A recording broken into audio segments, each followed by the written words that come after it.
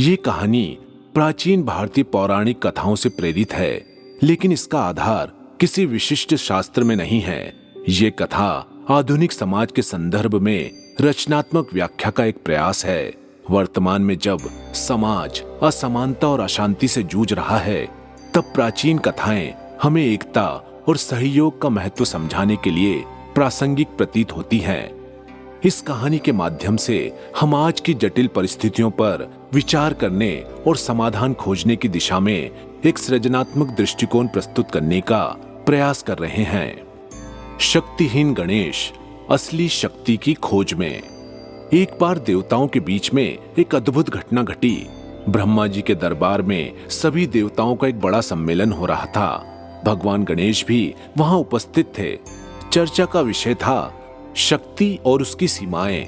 सभी देवताओं ने अपनी अपनी शक्तियों के बारे में बताया और गणेश जी की बुद्धिमत्ता और शक्ति की बहुत प्रशंसा की गई। अचानक नारद मुनि ने एक सवाल उठाया, क्या कभी सोचा है कि यदि हम अपनी शक्तियां खो दें तो हम क्या करेंगे? यह सवाल सुनकर सभी देवता असहज हो गए।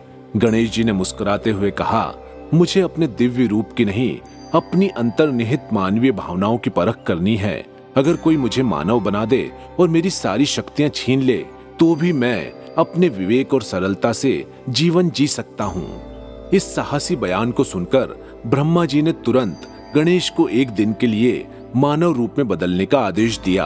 गणेश का दिव्य स्वरूप गायब हो गया और वे एक साधारण मानव बन गए, शक्तियों के बिना अपनी कोई पहचान के।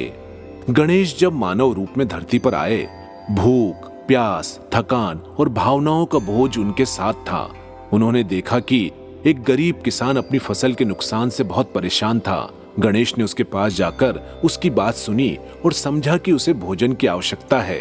उन्होंने अपनी सरलता से किसान को कुछ उपाय बताए और मेहनत से उसकी मदद की। अगले दिन एक बूढ़ी महिला के पास गणेश गए, जो अकेली रहती थी और उसके पास जीवन यापन के साधन नहीं थे। गणेश ने अपने हाथों से उसकी झोपड़ी की मरम्मत की और उसे दिलासा दिलाया कि सब कुछ ठीक हो जाएगा।